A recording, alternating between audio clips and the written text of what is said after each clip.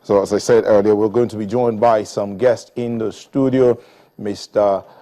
Shea Oduton is a member of the All Progressives Congress. We're going to be talking about what the situation has been like after the postponement of the polls. Let me join him now. Mr. Oduton, tell us, it's been mixed reactions across the board since the announcement by the INEC chairman.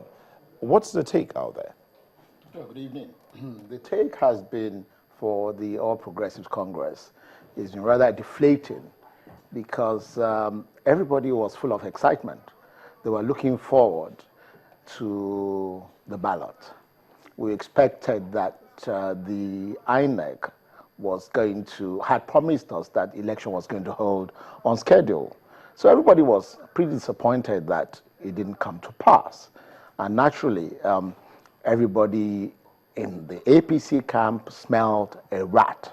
They actually felt that, look, what has gone on here? It's not just the APC. Certainly, I think the international community was certainly very disappointed, and that was, evident by what John Kerry, the Secretary of State of the United States government, said that, there shouldn't be any political interference with the polls coming up in Nigeria. Unfortunately, we feel that's what happened. Okay, let's just take a moment here and run through some of the reactions that trailed the postponement of the polls. The Secretary of State from the President himself, who said the shift in the polls were quite expected. So let's see if we can get those slides and look at what exactly the different people had to say. The President said the postponement was based on the advice of, or Professor Jega, chairman of INEC, says the postponement was based on the advice of security agencies. He says that they are not under pressure, that this is a decision of the INEC after due consultations. After his statement, the other person that spoke was the President, who said he accepts the postponement of the elections in good faith. May 29, 2015 handover date is sacrosanct was the other thing he said. He also talked about the fact that INEC acted within its powers under the law in consultation with all relevant stakeholders, that there are no plans to remove Professor Jega as chairman of INEC. After the President spoke, the presidential candidate of the All Progressives Congress also spoke. He said another election postponement will be a coup. That's what he described it as. He says we are getting ready for the elections on March the 28th. INEC should take note of its constitutional limitations. After that, the Secretary of State to the United States is deeply disappointed by the decision to postpone Nigeria's presidential elections. The political interference with INEC is unacceptable. Security must not be used as a pretext for impeding the democratic process. He says we'll be watching closely as the Nigerian government prepares for the elections. Philip Hammond, British Foreign Secretary, said, while we support Nigeria in its struggle against terrorism, the security situation should not be used as reason to deny the Nigerian people from exercising their democratic rights. It is vital the elections are kept on track and held as soon as possible in accordance with international norms. And now, from the legal angle, Femi Falana, senior advocate of Nigeria, says the NSA and the security chiefs have committed treason and compelled to urge Nigerians to beware of the Ides of March. Now, coming back to the studio, Mr. Oduton, do you think that the NSA, as Mr. Femi Falana says, usurped the functions of the National Security Council in giving that advice that security was not adequate for the elections? Well, my opinion really is that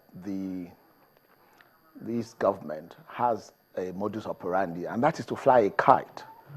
You fly the kite and see how the people react. If they react in a docile manner, then they go ahead with whatever plans they have. But if the reaction is strong enough, then they backtrack a little bit.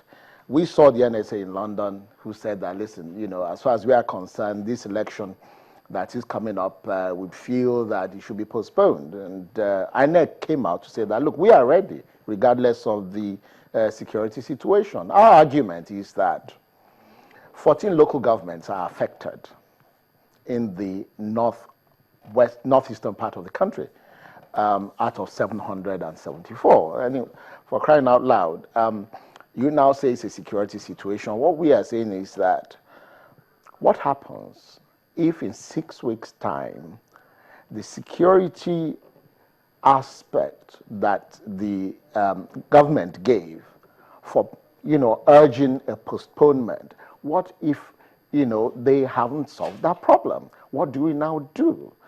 My opinion really is that we must be careful about how we defile institutions. Our country must be about building institutions, not pulling them down.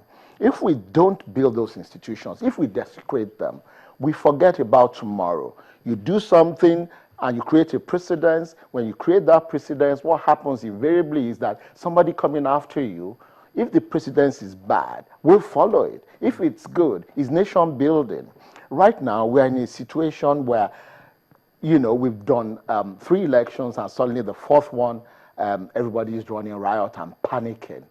And we feel that in the last 3-4 years, you've not been able to solve the problems in the Northeast.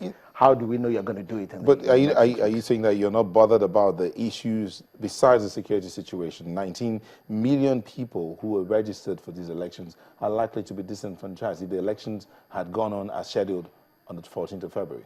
Well, you say disenfranchised. Well, that's fair enough. I say that if you go by the PVCs, there's been a take-up of almost 88% in that Northeast. And you're telling me they're going to be disenfranchised? You're talking about the Northeast. We're talking about across the country. 19 million people are likely to be disenfranchised if the elections had gone on the schedule. Disenfranchised in what way? They've not received their PVCs. And yes. INEC has insisted that is the only way you can vote. Well, that's fair enough. What we are saying is that INEC came out to say strongly that they will be ready. In my own state, we were scared. We were skeptical. We weren't quite sure we'll get our PVCs. Which state is that? That's Ogun State. Do you have your PVC now? Yes, I have my PVC now. Okay. And what we're saying is that the PVCs came out early this week, and everybody rushed to get their own. I feel that the election could have gone on. There's no way you're going to get 100% take-up of all the PVCs. But certainly, INEC was working towards a deadline, and they felt that the PVCs will be taken up appropriately before the election. And that's what, we felt would happen. And in fact, that's what has happened within the last 2-3 days. Okay, you're also not bothered about the fact that some PVCs were stolen, some have been missing, some have even been bought, and some were destroyed in a fire, as we got some reports from across the country here. No, my view is that the electoral process cannot be without its own setbacks. You understand? We're not going to get 100% pass mark on it. It's never happened. What's the guarantee that if the elections had held at that time? Because we're looking at the pros and the cons of this postponement now. Now, because of the postponement, there are those who feel that a lot more people will get their permanent voters cards. Now, if we had gone ahead as we did, would your party have gone to court if the elections didn't favor them? I'm not in a position to speak regarding the legal status of the party. You said your party feels that this government has an agenda they're running. Oh, absolutely, but I'm not in a position to speak for the legal aspect of the party. Should it, we're on the edge of speculation regarding the legal status of the party. Okay. If we had felt that we had been cheated in any form. Okay, Mr. Duton, we're being joined on the phone in this conversation by Yusuf Ayitogo, PDP National Vice Chairman, North Central. He's joining us via phone from Abuja. Hello, Mr. Ayitogo. Yes, hello. Thank you for joining us. We're looking at the pros and the cons that that have risen up as regards the postponement of these elections. Now, Mr. Duton talked about the fact that 19 million PVCs are yet to be distributed really is not a problem. It's not a basis to have shifted the elections besides the security situation. Do you agree with that? Well, as far as I'm concerned, hello? Yes, we can hear you. Go ahead. Yes, as far as I'm concerned, my personal view is that INEC are not serious, INEC are not prepared, and shifting of this election date is even more important and more crucial to all of us in Nigeria. And of course, the INEC only brought the issue of insecurity. Yes, insecurity play a major part in any election. And this is Nigeria. We have no another country than this country to salvage this together. And so therefore, the national chairman of our great party has already passed a vote of confidence on Professor Jega. And I, being an lieutenant to him, I agree with him. But shifting of this date is more important, and it is now left for INEC to be serious in issuing out all these permanent voter card to our members of not only our party but Nigeria in general. Okay, so for you, the postponement is a plus and not a minus. Yes. But did your party also consider the fact that this postponement is affecting the financial state of the various parties who are running campaigns and indeed the economy? Have you thought about that? Yeah, actually that is true.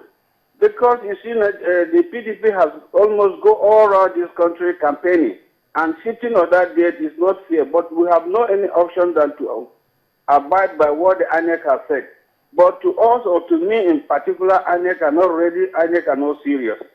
And you see, majorities of Nigeria have not got their permanent voters card. And there is no need for any Nigeria to be disenfranchised, not even to vote, because he has a right and he is supposed to vote. So INEC should now go back to their board and get ready for this election. Okay, but again, I ask you a question. Are you thinking, is your party considering the electorate who might have traveled from different parts of the country to the places where they registered just so that they can vote? Are you considering how much they spent on the road? Well, the issue of spending is not what I'm going just to tell you now, but every party has their own roadmap and then the way they campaign and how much they spend in campaign. Mobilizing people is one aspect of a political party. But the PDP has done that, and we are ready to do it anytime, any day. Okay, Mr. Aitogo, thank you. Please do stay on the line, but we'll come back after this short break. Mr. Aitogo is the PDP National Vice Chairman, not Central. We'll continue our conversation after this short break. To join us again.